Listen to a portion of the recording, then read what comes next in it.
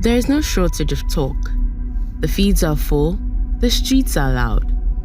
But where is the direction? Most conversations end exactly where they began, on a screen. There is a gap between youth energy and institutional power, a void that visibility alone cannot fill. Introducing the Arise Dialogue series, a strategic media response to the challenges of a generation. Not just a talk show, a trusted space for practitioners, decision makers, and youth voices to finally intersect. No more noise, just dialogue.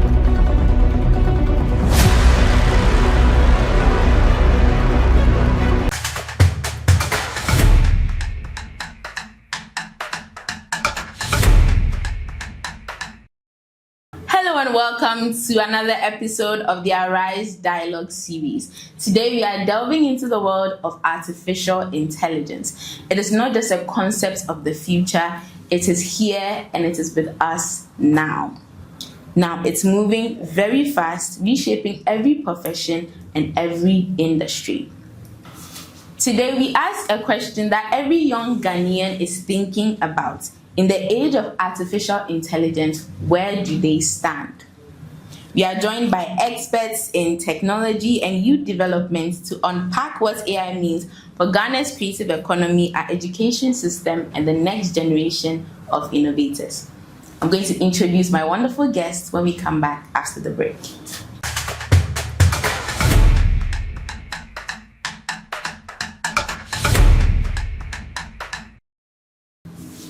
You are still watching the Arise Dialogue series, and the dialogue begins now. To my left, I'm welcoming the Community and Innovations Hub Officer for the STEM Explorers Network, Ms. Vanessa Tete. Thank you so much for coming. Welcome to the show. Thank you to Jessica. I'm so excited to be a part of the show. I can't wait to share my ideas. That's amazing. And to my right, the wonderful Ms. Japlet Amatechiwa, the Executive Director of the STEM Explorers Network. Thank you so much, Councillor Japlet, for being on the show. Thank you very much, Jessica. I'm so excited about the conversation and I can't wait to contribute to it. Awesome. So this brings me to my question. What can we do as young people so that we'll not be left behind? What are some skills? What are some things that we can start learning, we can start doing to match up to, the fast pace that AI is running or the new things that are being developed so that we can compete with, I would say the outside world or places where AI is advancing very quickly. So, Councillor Vanessa, I'll start with you on that. Okay, so I think what I would have to say concerning this particular topic is that I think for young people, we are supposed to learn some skills concerning AI, and these skills will help us. So, with AI models, we can train them. We can train the models to suit what we want. So I think with young people, or as young people, we should learn how to train the AI models to suit what we want. So an example would be, let me say, maybe in your field, okay, journalism. Mm-hmm. You want an AI to give you maybe questions concerning how you can moderate a conversation. You can train that AI model to be able to do that. So I think we should learn, or we should look out for skills like that, okay, and that would help us. So Ms. Vanessa just spoke about learning how to train AI models. In your opinion, Ms. Japlet, what do you think there are some skills we can learn to catch up to? So I agree with Vanessa. I think young people generally should learn about AI prompting and collaboration. I think she was speaking more in that regard. AI prompting, because eventually they need to know how to use and even build with it. In the next few decades, the conversation will not be about who knows AI or who can use it, but people who can use, collaborate, and even build on it. And so, yes, now the whole enthusiasm is about knowing how to use it, and now the people who survive seem like those who know how to use it. But in the next couple of years, there'll be more of those who are able to prompt it very well, collaborate and build on it into AI prompting and collaboration. AI prompting and collaboration. The conversation is getting more interesting. We'll be back after these messages. You stay with us.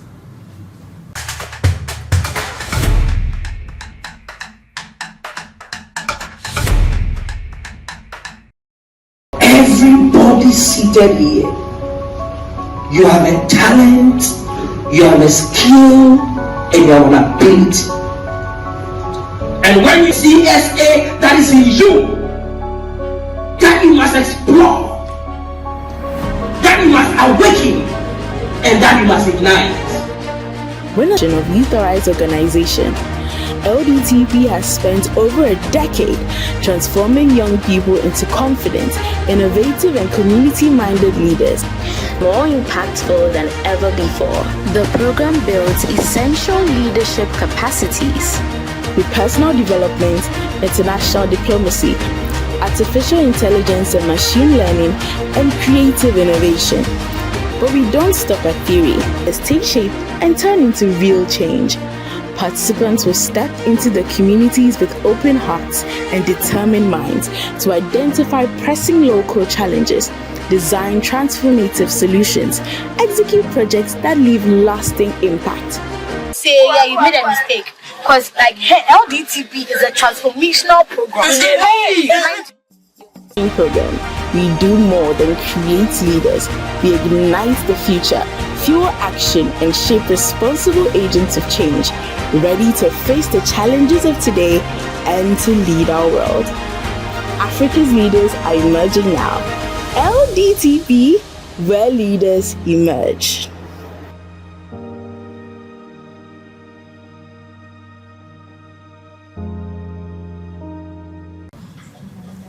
You're still watching the Arise Dialogue series here on Orange TV. I'm here with my guests, Vanessa and Japlet, and we are talking about artificial intelligence and how that affects young people.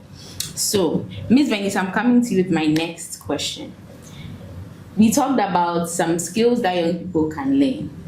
Now, especially for high school graduates and university students, if you put a prompt in AI and say, oh, write a 500-word essay, you can do that in a couple of minutes.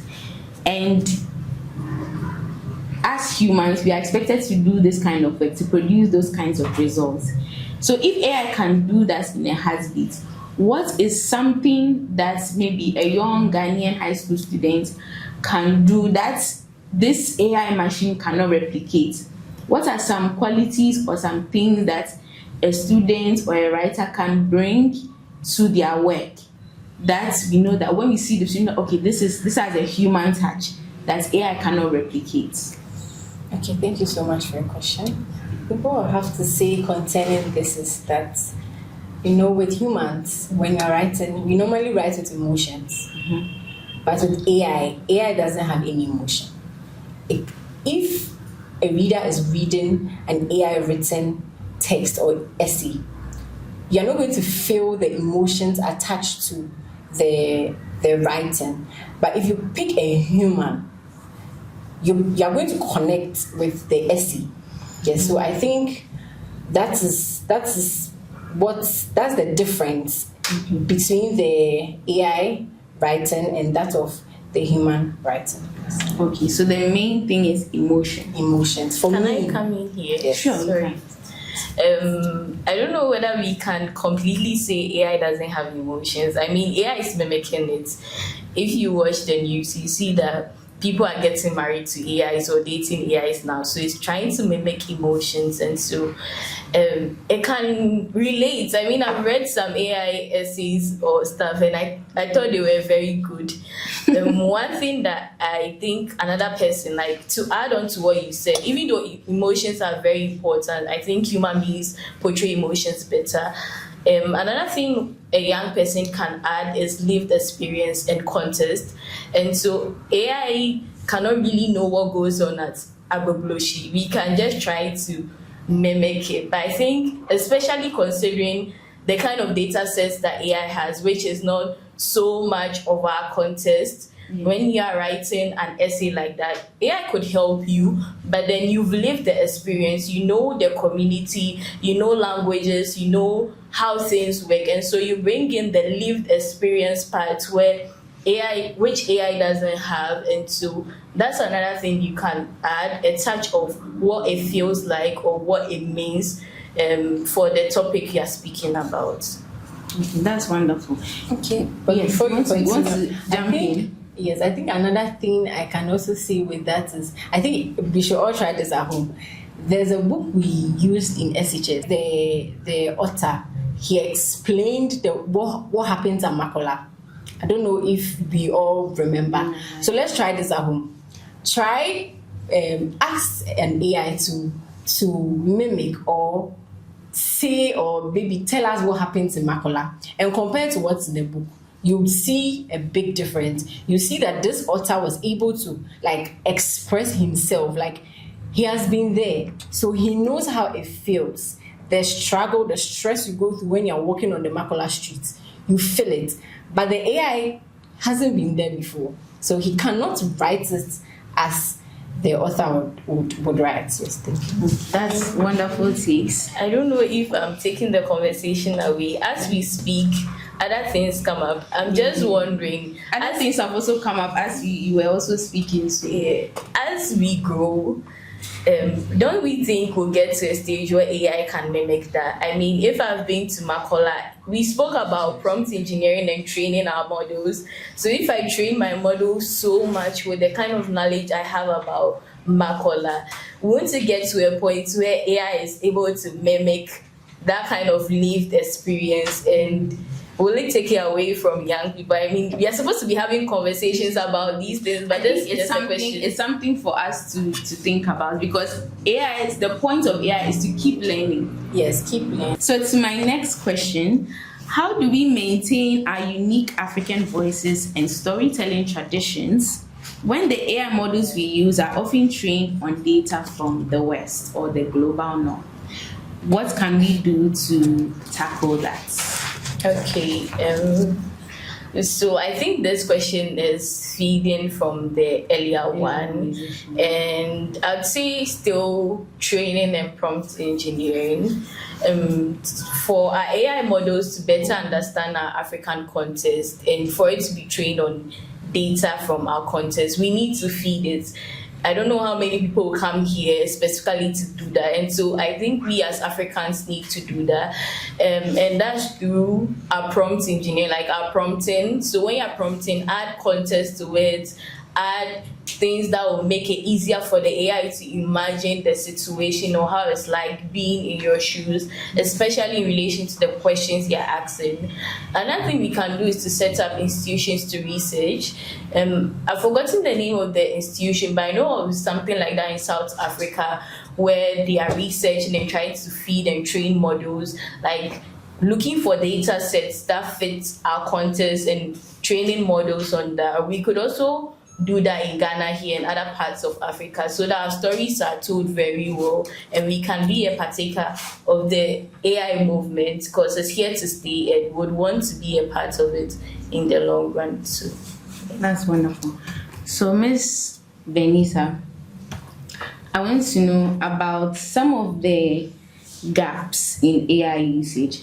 Do you feel like there are still some gaps in the way we use AI that human beings must still fill? And what are some of those gaps? Okay, thank you very much for your question, Jessica. So I think my mind is still here in Ghana because I want to speak more on maybe some of our culture and some other things. So what I can say about that is I was having a conversation with Miss Rafflet. I was asking her if we have AIs that speak our Ghanaian accents or languages, and she was telling me about that. But I think I've not really seen that yet in the light. I can say what we would have to do is we can or we should train our AI models to recognize our Ghanaian accent, so that we can get, even for our children back in school, or yes, in our various primary schools, we can have AIs that can teach them our Ghanaian accent and even some other things. I was hearing something in the news that the Minister of Education wants to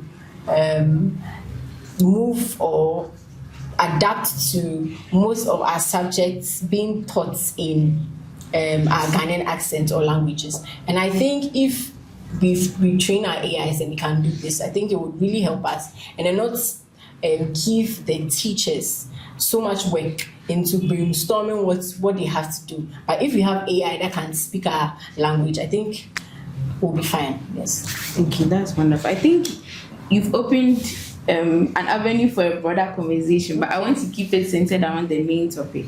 And Ms. Vanessa, you made some very interesting points regarding the gaps in AI as specifically Ghanaians.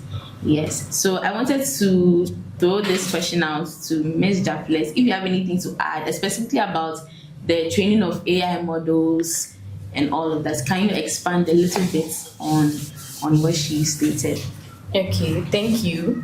I think she mentioned the fact that she's not seeing so much of the context aspect of AI models or bots.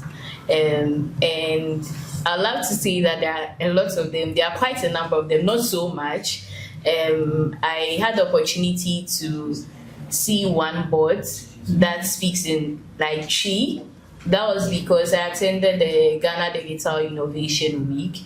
And so the company that runs that was able to demonstrate that particular bot. So there are some, I'd say that we need to expand the range, because she doesn't know about the existence of some, and I don't know how many of them you know, but then we have Abna AI, we have Kaya AI. Some of these can speak Chi, Dagbani, and some other languages.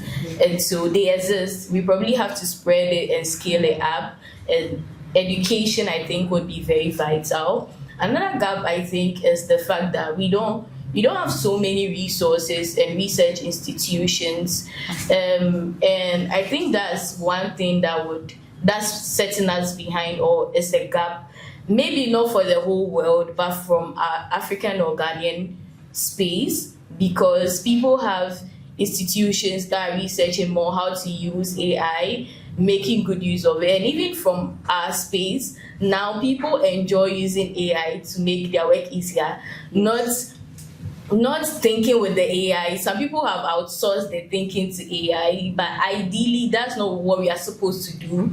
We are supposed to think with the AI. And so there are lots of uses for AI and collaboration aspects to it that we need to explore more on. So I think one is research institutions, and another is probably education and sensitization, support for startups or institutions that are using the local languages or more context related. And another gap that I would mention, I think maybe I'll stick with this for now. Okay, so Ms. Japlet, you were talking about some key points that you just made in regards to AI prompting and collaboration with AI. And you kept using this, both of you kept using the phrase training AI models. Can you quickly explain what that means for our audience, for those who don't understand? Okay. And so training AI models is basically like training a child in the simplest term. If you want the AI to better understand you and to do things as you want it to, you need to train it. Training here means feeding with information. To break it down. So how does that happen? How do you feed the information? Is it maybe through a laptop or through coding? What does that entail? Okay, so for the average person, it doesn't have to be through coding. Okay. We mentioned prompting, and so I'm hoping that everyone has ever used AI for one thing or the other. Okay. And so prompting is basically like how you feed the AI with the question or information. Okay. Feeding here is like asking those things. Yes. So before an ask, you could also provide context, provide more information, let it know exactly what you're expecting as an output. So you wanted to speak about something in the Ashanti region. I think we spoke about the whole contest thing, and Vanessa mentioned the Makola narrative and all. And so it's very vital if you want a particular kind of response to feed. The feeding here, as we've said, is providing the information, and so basically typing it into your AI chatbot, letting it know what you want. And so training AI models is giving them information, typing what you want, so that over time they know your habits, they know the kind of responses. I have a particular style that I like to write in, and so training my AI model is letting it know over time that if you want to write something for me, sound like me. And that's because I've given it so much of the style that I like to write in, so now it tries to mimic what I can do. It's like your child trying to do something, like when So you have to a be child, very, very specific. yeah, being specific, so that over time they can pick up how things are done, and then they can do it that way. Okay. Thank you so much for that clarification.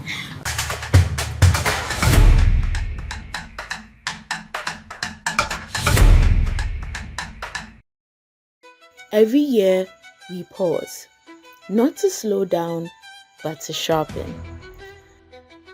The Sharpening Your Saw conference is a moment to refocus, relearn the basics, and to realign with purpose. To take a break from the work of your work to work on your mind. Here, connections are formed, ideas are exchanged, and relationships are strengthened. Because growth requires intention, greater focus, new insights, and timeless principles revisited. SYC pushes you out of your comfort zone and into new ways of thinking, leading, and serving. Make it a point to be there. Sharpening Your Saw Conference 2026. Register now and secure your seat. Welcome back to the Arise Dialogue series. We are still having the conversation on artificial intelligence, and I've been speaking to Ms. Javlet and Ms. Vanessa. So my earlier question was that I saw a trend, or I saw something going on social media where there were a lot of activists claiming that AI is destroying our climate or destroying our environment. And it was, going on to the extent where they said we should stop using AI completely. So I just wanted to know how, if you've seen that, and how true that is, and if you can explain a bit of that to us as well, so you can both join into the conversation. Okay, so one thing that came to mind as we were having, I wanted to clarify one thing. Sure. I think I mentioned training AI models. Mentioning the training AI models, we have to understand that I was mentioning it in relation to individuals, that's using it and then feeding it with an information.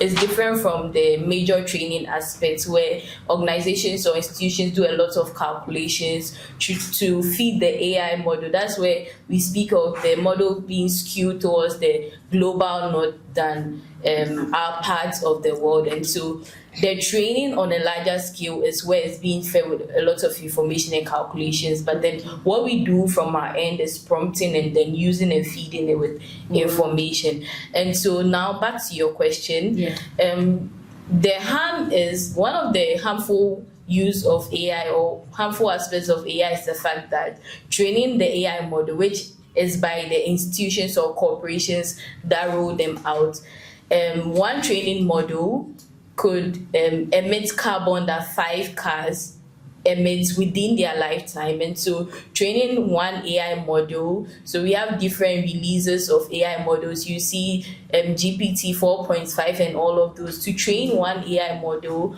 the kind of carbons that are emitted is almost equivalent or literally equivalent to the emissions from 5 cars within their lifetime.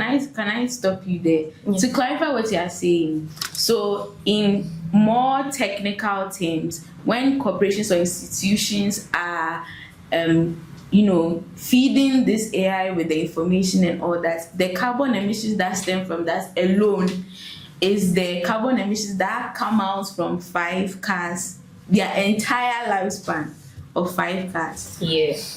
Wow, that's a very that's very serious. You can go on. But and it's amazing how these corporations are competing to release models. You hear of Claude, Sonnet 5, you hear of Opus 4.5, you hear of GPT, and then there are lots of other AIs we have there. And I'm just telling you that for each model they are able to train and release, the emissions are equivalent to 5 car, the carbon emission from 5 cars in their lifetime. And most of the time we don't know this. It's not transparent for the average person to know that this was happening. Wow. Okay. So when you said, do you have anything to add on to that? I think from what she was saying, I think I'll talk about climate change, where with the carbon emission, there are conversations around climate change. Yes. In December, or in Ghana, around December, we're supposed to have Hamatan. You don't even see it. We end up getting it around February, March. So you can see all those things. And then it's as a result of the carbon emission, not necessarily that alone, but these things contribute to that. Okay, I think another thing I would like to add up to the some of the things that AI is doing to change our environment or causing in our environment is we know that AI has data centers, and then these data centers, they use water to cool the machines that generates the things that we want from AI, and then also with electricity as well. We know, I think I read somewhere where they use fossil fuels to produce energy so they can power the AI centers, and all these things are all contributing to climate change. Exactly. Wow, that's a broader and a longer conversation. But thank you so much for bringing that to light. I think a lot of people didn't know that about that dimension of artificial intelligence. But we are about to end our conversation on artificial intelligence, and very quickly, so Ms. Jafflet, my final questions to you. As the executive director of the STEM Express Network, we've seen that you've been reaching out to schools, doing various outreaches, speaking to students in both primary and junior high school institutions. I want to know, what have you noticed about the readiness of Ghanaian youth to embrace artificial intelligence from your conversations with students across the country? Okay. I'd say the appetite is there for most of the youth we've engaged with. They're enthused about the whole idea of AI. They're excited about it. They are ready. Not ready in terms of like the technical aspects or having like the skill set to jump on board. They are ready in the sense that they are interested and willing to be partakers of it.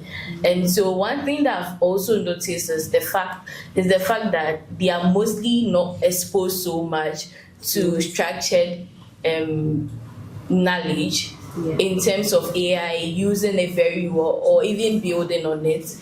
And so we know that in Ghana there are like urban and rural areas, and not everybody has access to certain tools and technologies that we have. It looks like data is very cheap, but it's not cheap everywhere. Yes. And in our conversations and interactions with young people, we've seen some who are very interested, who are willing to go all out, but mostly they lack the exposure, they lack the tools, the resources. And so I'd say that the Ghanaian youth is ready in terms of their appetite, not so much in terms of the exposure and the resources and tools to get them on board. And so that's what we are trying to bridge now in most of our sensitizations and our programs. So that's why we've been organizing our AI conferences to let young people know how to use these tools, what to do. And also we are introducing our SIC challenge. Great. Tell us more about that. Yeah, so SIC is basically CERN Innovation Challenge. Okay. It's not totally centered on AI, but we are hoping to give young people exposure and the ability to try to build and to create something on their own. We are more into raising creators than consumers. Is one thing we've realized from most of our interactions, that most young people now, especially in our parts of the world, consume a lot of technologies, consume a lot of creations, but what are they creating on their own? And so SIC wants to bridge that gap. We are hoping that some interesting AI innovations will come out of that. But aside AI, we are looking at STEM generally: science, technology, engineering, mathematics, application in solving problems. And it's not limited to any area: in agric, in health, in the community environment, climate, whatever problem the young person wants to solve. So far as this innovation, they can go ahead and jump on board, register, and then would guide them through our 5-month mentorship period, where they'll be pitching a lot, and then hopefully at the end, and with the sponsorship and partnerships we'll be getting, the first person can have their innovation launched out there and would be able to have more innovations in our ecosystem. So that's wonderful. Thank you so much for that. Talking about the Sen Innovation Challenge. Is it the Sen Innovation Challenge? Yeah, that's it. SIC Awesome. for short. SIC for sure. So I'm excited to see what comes out of SIC. So before we wrap up, I want to hear your final thoughts. Under 30 seconds, let us know your words, your thoughts, opinions to young people, anything you have to say before we wrap up the conversation. So, Ms. Vanessa, over to you. I think what I would have to say is, I think our conversation was centered around AI prompting and training AI models. So I think I'll urge every youth out there to take a course on it. ALS is running a course. I think it's for free for now, but later on it might be you would have to pay. So I think you should go to their website and look for. I think it's an AI prompting course they are running. Yes, it runs for, I think, some months, and then you get a certificate. So I would urge everyone or every youth out there to take that course. Yes, thank you. Ms. Japheth. Thank you. So at fees here, Yes. hoping that the young person out there can hear. And so I just want young people to know that AI is here to collaborate and to help us. We shouldn't outsource our thinking to AI. So I know AI is fun when you give the prompts and then you receive the response, but there's so much more to be done and to be added to it. And so don't leave AI to do all the work. Let's feed it with more information so that we'll have more context from our African landscape, and we'll be able to do a lot of amazing things together. So thank you. Thank you so much, Miss Vanessa and Miss Japheth. Make sure to follow the STEM Explorers Network on Instagram and stay updated on all their programs regarding science, technology, engineering, and mathematics. This has been the Arise Dialogue series. We'll catch you soon on another episode. That's all from us here at the studio. Bye-bye. Bye.